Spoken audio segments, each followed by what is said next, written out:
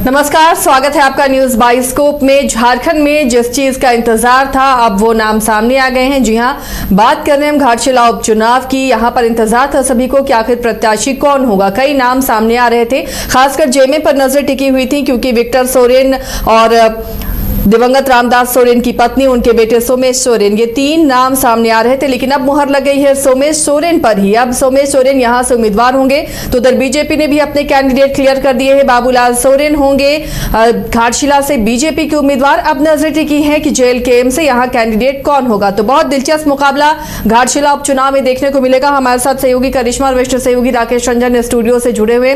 करिश्मा, घाटशिला में अब जेएमएम के कैंडिडेट पर सबकी नजरें टिकी हुई थी, कौन उपचुनाव से यहाँ जेएमएम का प्रत्याशी होगा।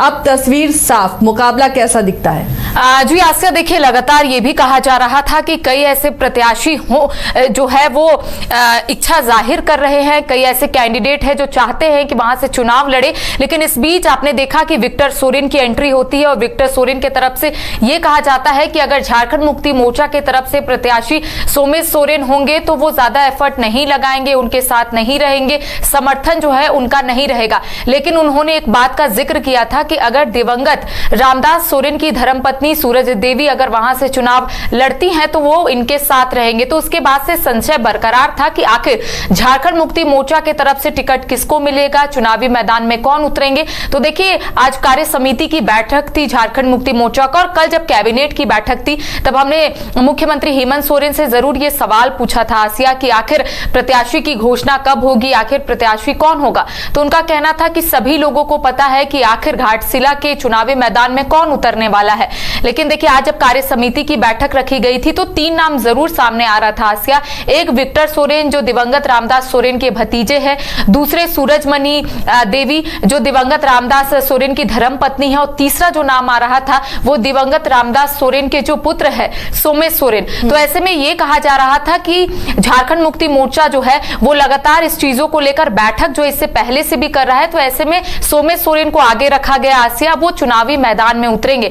लेकिन अगर हम झारखंड विधानसभा चुनाव की बात करेंगे आसिया, तो उस वक्त भी आपने देखा होगा कि बीजेपी की तरफ से जिनको चुनावी मैदान में उतारा गया था उन पर एक बार फिर से दाव जो है वो बीजेपी ने खेला है। बीजेपी एक बार फिर से बाबूलाल सोरेन को चुनावी मैदान में उतारी। हालांकि इससे पहले स्टार प्रचारक की सूची जो है वो भारतीय जनता पार्टी के तरफ से जारी कर दी गई थी, और ये कहा जा रहा है उसमें कि 2 राज्यों के मुख्यमंत्री जो है वो इसमें रहेंगे, साथ ही साथ केंद्रीय मंत्री भी रहेंगे। और कह सकते हैं कि झारखंड के भारतीय जनता पार्टी के कई ऐसे विधायक हैं जो घाटशिला जाएंगे और स्टार प्रचारक के रूप में लोगों के बीच पहुंचेंगे। लेकिन अगर जेएमएम की बात करेंगे, चूंकि आसिया इससे पहले भी कई चीजें जो है निकलकर सामने आ रही थी, क्योंकि कांग्रेस के जब प्रदीप बालमुचू ने कहा था कि वो भी चुनाव लड़ना चाहते हैं, 3 बार से वो विधायक भी रहे हैं, तो ऐसे में उनकी भी इच्छा थी और उनका कहना था कि इससे पहले भी कांग्रेस ने कई कॉम्प्रोमाइज किया है। चाहे चाईबासा लोकसभा सीट की बात करेंगे, उनका कहना था कि एकमात्र सीट थी कांग्रेस की, लेकिन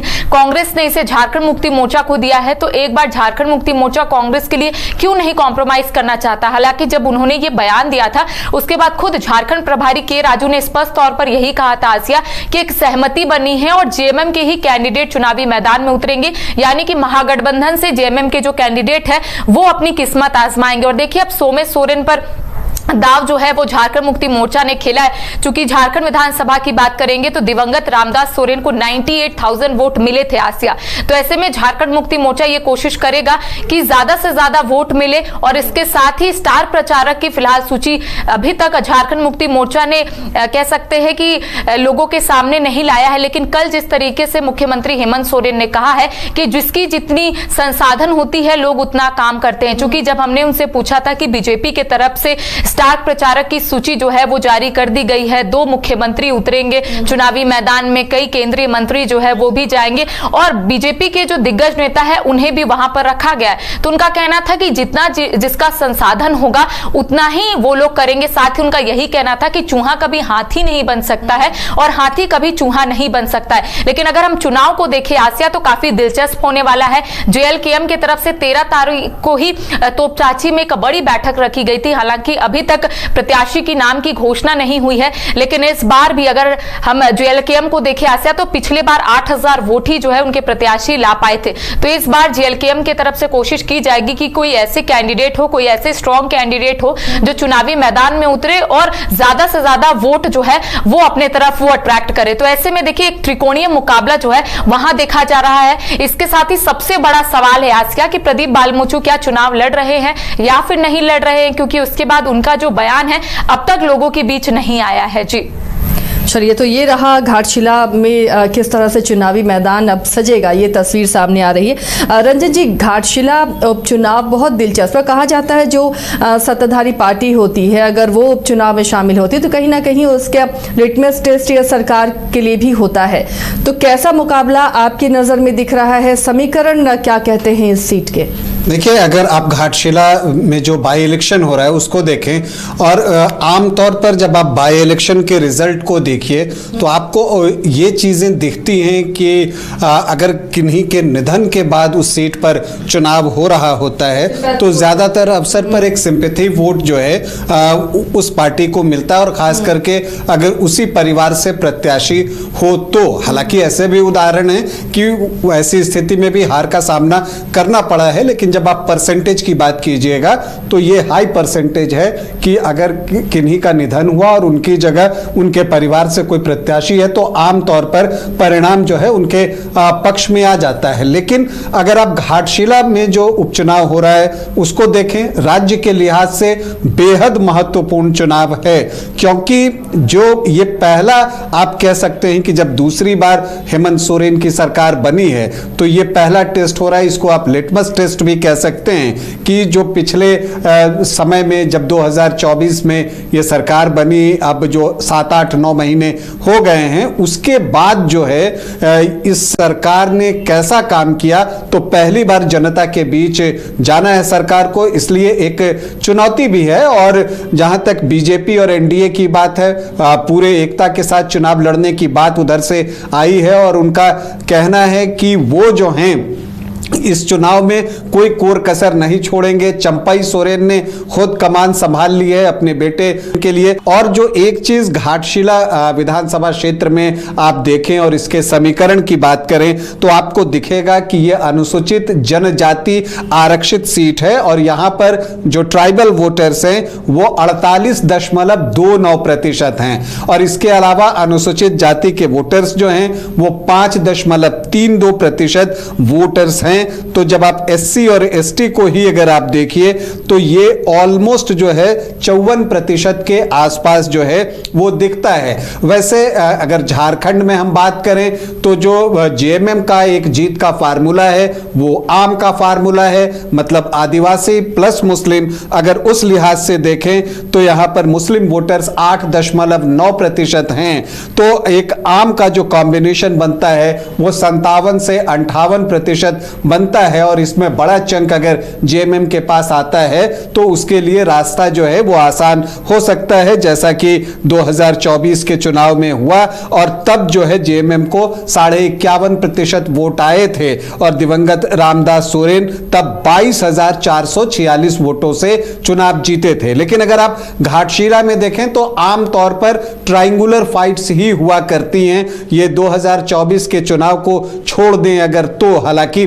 जेएलकेएम वहां था लेकिन वो मुकाबले को त्रिकोणीय नहीं बना सका था, उसको सिर्फ 4.25% के आसपास ही वोट आए थे। अब इस बार जेएलकेएम जो है अपना प्रत्याशी देगा, किसे देगा यह सबसे ज्यादा महत्वपूर्ण है। फिलहाल जेएलकेएम की एक केंद्रीय टीम घाटशिला का दौरा करेगी और फिर लोकल फीडबैक लेगी और उसके बाद उम्मीदवार की घोषणा होगी। लेकिन जो सूचना है उसके अनुसार जो है जेएमएम के प्रत्याशी जो हैं वो 17 सितंबर को नॉमिनेशन करेंगे और उस वक्त जो है सीएम हेमंत सोरेन उपस्थित रहेंगे, साथ में कुछ और मंत्री भी रहेंगे और फिर उस नामांकन से पहले एक सभा भी जो है वो आयोजित की जाएगी और मुख्यमंत्री उसको संबोधित करेंगे। फिलहाल इतनी जानकारी जो है वो आ पाई है। अब अगर आप समीकरण में देखें तो यहां जो महतो सरनेम आप देखते हैं वो 5% के आसपास है और फिर पिछली बार आप जेएलकेएम के वोट देखते हैं तो वो 4.25% है। ये चीजें दिखती हैं। इसके अलावा गोप 1.7%, मंडल 1% हैं। तो ये जो है एक जातीय समीकरण यहां पर बनता हुआ दिखता है। लेकिन अगर बीजेपी को यहां पर कोई उलटफेर करना है तो ये जरूरी है कि जो आदिवासी वोटर्स हैं उसमें से वो बड़ा हिस्सा निकाले। तो कौन कौन से मुद्दे यहां पर बनेंगे वो एक महत्वपूर्ण चीज है। उस पर हम लोग फिर से चर्चा करेंगे कि कौन कौन से मुद्दे घाटशिला में उठाए जा सकते हैं, किस पार्टी की तरफ से, उस पर भी एक चर्चा हम लोग बाद में कर लेंगे। लेकिन अभी अगर देखें तो उन मुद्दों पर जो है बहुत कुछ निर्भर करेगा कि आप ट्राइबल वोटर्स को अपनी तरफ कितना आकर्षित कर पाते हैं। एक जो बीजेपी के लिए प्लस पॉइंट है कि सिर्फ एक ही सीट पर जो है वो चुनाव हो रहा है। ऐसी परिस्थिति में चंपाई सोरेन जो हैं, जिनको कि कोल्हान टाइगर भी कहा जाता है, और 2024 में जब कोल्हान में बीजेपी के लिए रिजल्ट बहुत अच्छा नहीं हुआ तब भी जो है वो एक कंफर्टेबल मार्जिन से जीतने में सफल रहे थे। तो वो खुद इस चुनाव की कमान संभालेंगे और वहां पर जो है वो किस तरह से रणनीति बनाते हैं। बाकी तमाम नेता बाबूलाल मरांडी, अर्जुन मुंडा, ट्राइबल जो लीडर्स हैं बीजेपी के, वो भी वहां कैंप करेंगे, वहां रहेंगे और चुनावी प्रचार करेंगे। क्योंकि बीजेपी ये साबित करना चाहेगी यहां जीतकर कि सरकार से जो है जनता खुश नहीं है। दूसरी तरफ जेएमएम की कोशिश ये होगी कि इस एक बार फिर से इस जीत को हासिल किया जाए घाटशिला को, और एक संदेश दिया जाए कि सरकार से जनता जो है वो खुश है। और एक और चीज देखनी है कि मार्जिन क्या रहता है, किसको कितने प्रतिशत वोट आते हैं। क्योंकि पिछली बार अगर आप देखें तो बाबूलाल सोरेन को 40% वोट आ गए थे। इतना वोट बीजेपी को इससे पहले घाटशिला में कभी नहीं मिला था, तब भी नहीं जब 2014 में बीजेपी ये सीट जीती थी, तब लक्ष्मण टुडू जीते थे और उनको 32.5% के आसपास ही वोट आया था। तो एक और चीज घाटशिला में दिखता है कि हर चुनाव के बाद, हर चुनाव में जो है बीजेपी का वोट पिछले चुनाव से बढ़ रहा है।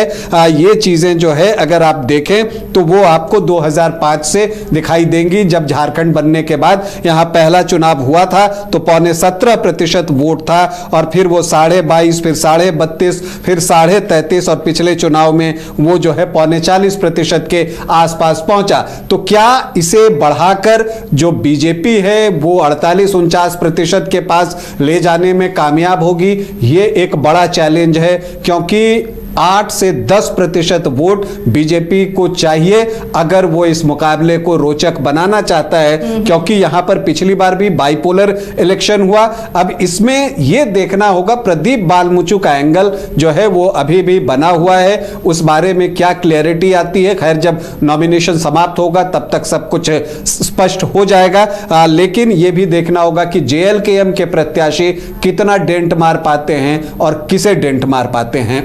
चलिए, तो अगर जेएलकेएम के प्रत्याशी पर हम चर्चा करेंगे कि अगर वो 5% या 4% महतो वोट ही काटते हैं तो डैमेज कौन होगा। लेकिन करिश्मा, उससे पहले आपसे सवाल कि बाबूलाल सोरेन पिछली बार भी चुनावी मैदान में थे। सोमेश सोरेन के लिए ये पहली बार होगा जब वो चुनावी मैदान में उतरेंगे। तो यहाँ मुकाबला दोनों के बीच अगर आमने सामने देखते हैं, अगर जेएलकेएम के प्रत्याशी ट्रायंगुलर फाइट नहीं बना पाते हैं तो आमने सामने की ये टक्कर नजर आती है। तो किसका पलड़ा भारी नजर आता है? सोमेश सोरेन क्या लगातार अपने इलाके में वो एक्टिव थे, या फिर बाबूलाल मरांडी लगातार देखिए बाबूलाल सोरेन और चंपई सोरेन उनके लिए लगातार फील्डिंग भी करते रहे, क्षेत्र में घूमते रहे। तो कैसा दिख रहा है मुकाबला अभी?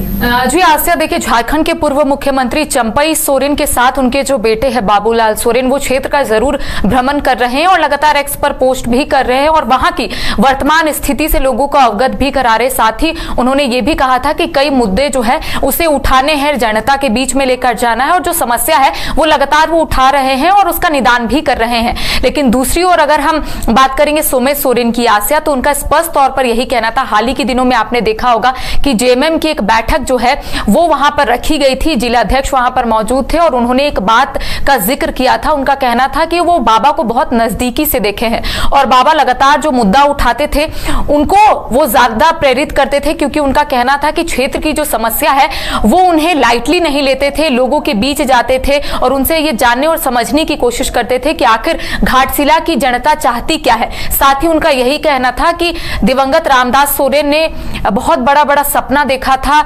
घाटशिला को लेकर, वो सपना फिलहाल अधूरा रह गया है, लेकिन ये सपना ज्यादा दिन तक अधूरा नहीं रहेगा, क्योंकि उनका कहना था कि अगर वो चुनावी मैदान में उतरते हैं, अगर पार्टी के तरफ से उन पर भरोसा जताया जाता है, अगर वो जीत कर आते हैं तो उन तमाम अधूरे सपने को वो पूरा करेंगे। और उनका कहना था कि वो बचपन से ही घाटशिला में रह रहे हैं, तो यहाँ के लोगों के बारे में या फिर यहाँ के लोग क्या चाहते हैं, यहाँ की जनता क्या चाहती है, उसको वो बखूबी से जानते हैं। लेकिन वहां पर अगर हम माने आसिया की वहां पर त्रिकोणीय मुकाबला होगा, तो अगर जेएलकेएम की तरफ से एक बार फिर से कैंडिडेट को रिपीट किया जाएगा तो हम ये जरूर कह सकते हैं कि बाबूलाल सोरेन हो या फिर जेएलकेएम की तरफ से फिलहाल कैंडिडेट की घोषणा नहीं हुई है, लेकिन देखने वाली बात होगी कि जेएलकेएम की तरफ से आखिर कैंडिडेट कौन होते हैं। लेकिन सोमेश सोरेन के लिए ये पहली बार है आसिया, तो ऐसे में उन्हें थोड़ा जानने और समझने की जरूरत होगी कि आखिर वहां की जनता क्या चाहती है, क्योंकि अगर हम बीजेपी के तमाम नेताओं को अगर सुने आसिया तो उनका कहना है कि इस बार मुद्दे कई हैं,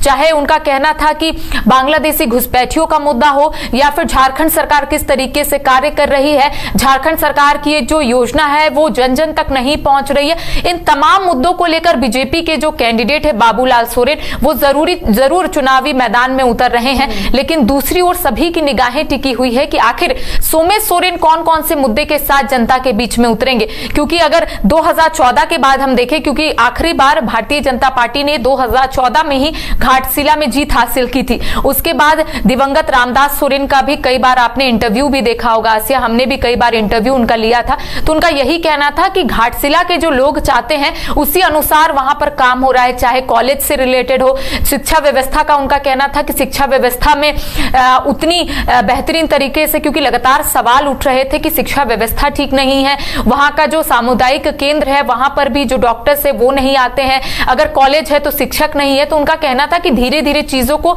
एक प्लेटफॉर्म पर ला रहे हैं ताकि चीजें जो है धीरे धीरे करके ठीक हो। लेकिन अब सोमेश सोरेन ने ये जरूर सोच लिया है आसिया कि जो जो मुद्दा दिवंगत रामदास सोरेन ने उठाया था शायद वही मुद्दे को लेकर वो आगे जाएंगे और जनता के बीच में ये समझाने की कोशिश करेंगे कि दिवंगत रामदास सोरेन ने जो सपना देखा था उस सपना को ये आगे कंटिन्यू करेंगे, ये आगे लेकर जाएंगे। लेकिन त्रिकोणीय मुकाबला होगा आसिया। और एक बात जरूर हम कह सकते हैं कि जो घाटशिला विधानसभा है आसिया, उसमें झारखंड मुक्ति मोर्चा का ये पारंपरिक गढ़ भी माना जाता है, क्योंकि आखिरी बार 2014 में भारतीय जनता पार्टी के कैंडिडेट जो है वहां पर जीत हासिल किए थे, लेकिन उसके बाद आपने देखा कि झारखंड मुक्ति मोर्चा की जो पकड़ है, पहले हम ये जानते थे कि संथाल में पकड़ है, लेकिन कोल्हान में भी झारखंड मुक्ति मोर्चा की जो पकड़ है आसिया वो मजबूत है। लेकिन दूसरी ओर अगर हम चंपई सोरेन की बात करेंगे तो चंपई सोरेन अनुभवी नेता है और कोल्हान में उनकी पकड़ जो है वो मजबूत है।